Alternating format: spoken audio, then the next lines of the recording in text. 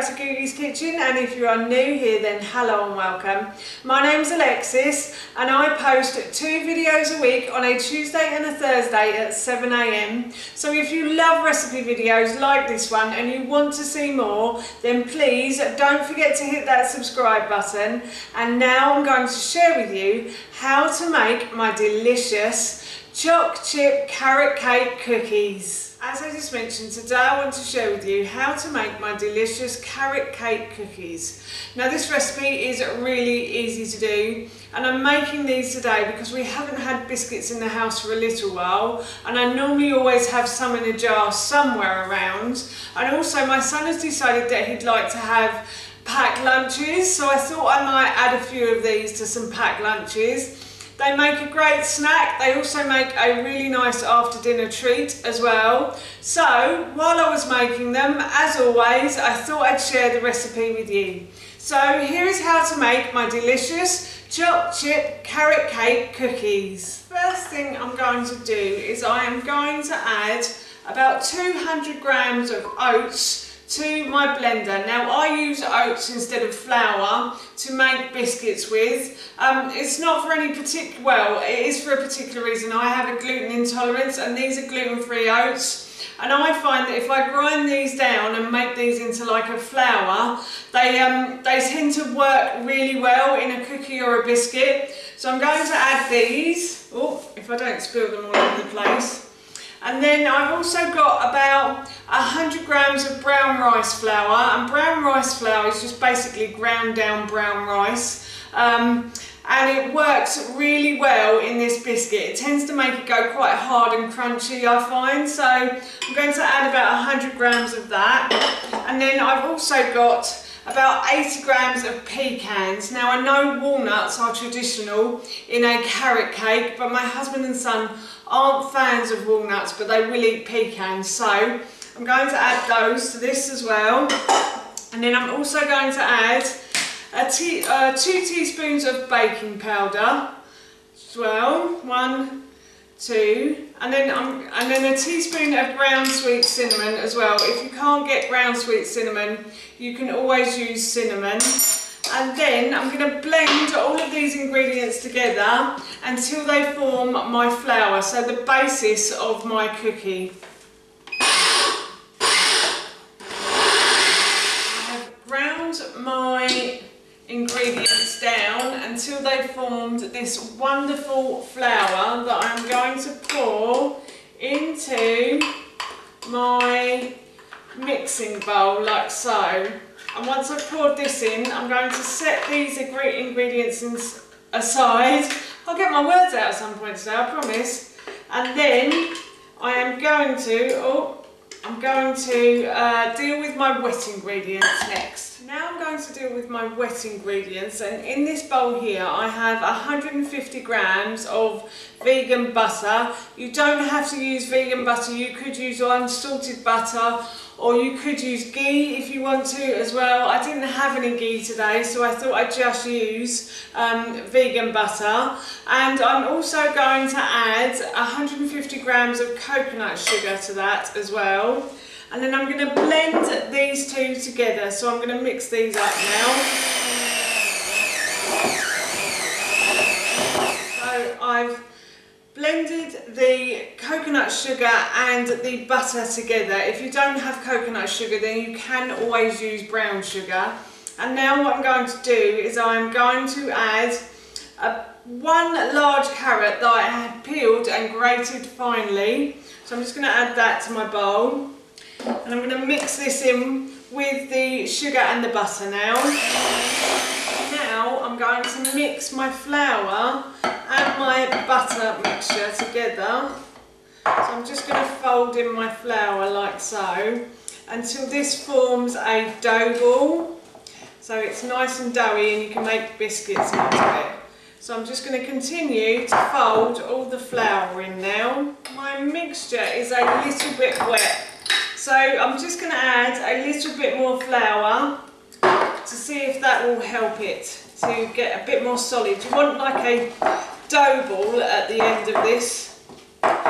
So I'm just adding some more brown rice flour, and if you can't get brown rice flour then you can always use plain flour in these as well.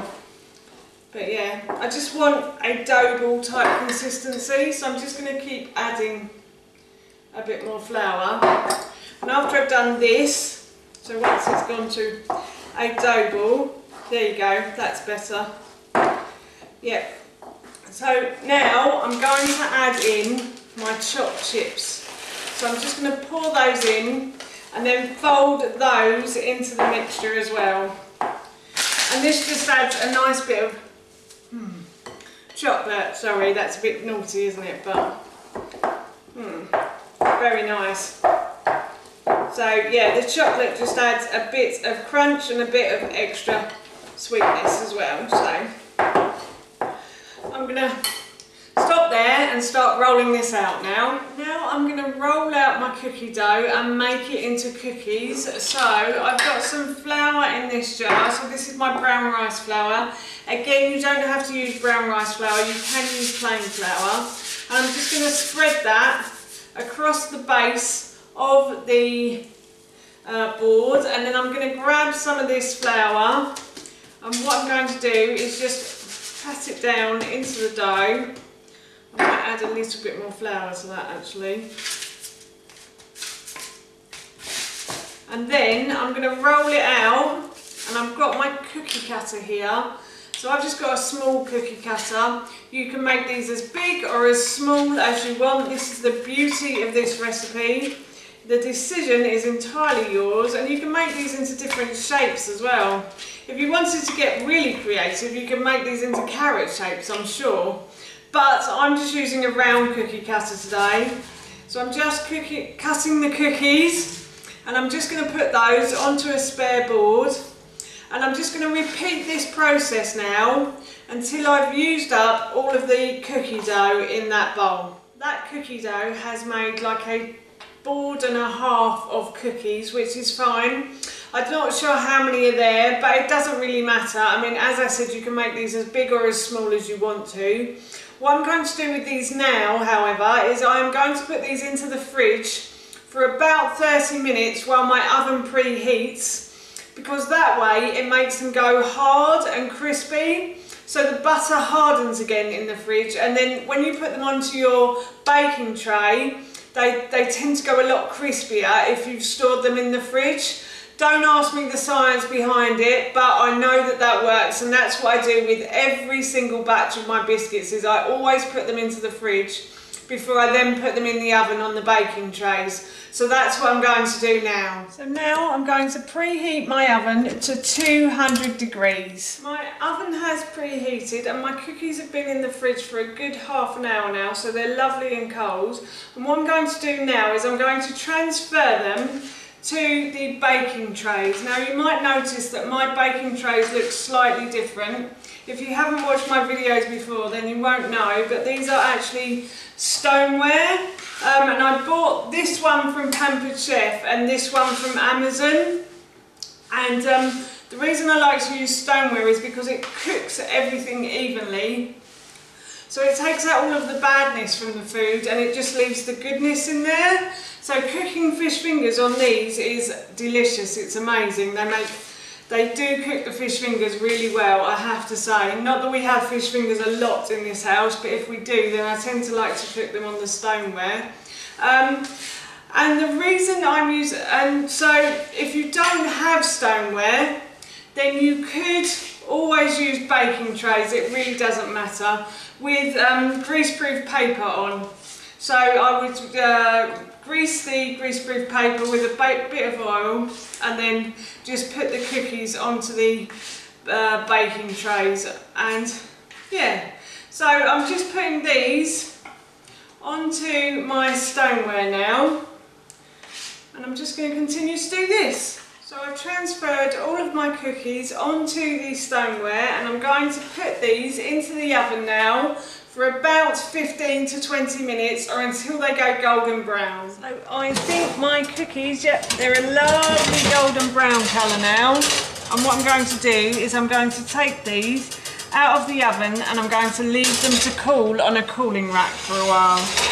that's how you make my delicious choc chip carrot cake cookies, and I will link the recipe in the description box below for you. I'm off to have one of these with a cup of tea now, and I cannot wait. They smell so good. So that's it from me. Thank you so much for watching. Please feel free to give me a big thumbs up if you enjoyed this video, and please feel free to leave any comments below. And please don't forget to hit that subscribe button. See you all soon. Bye.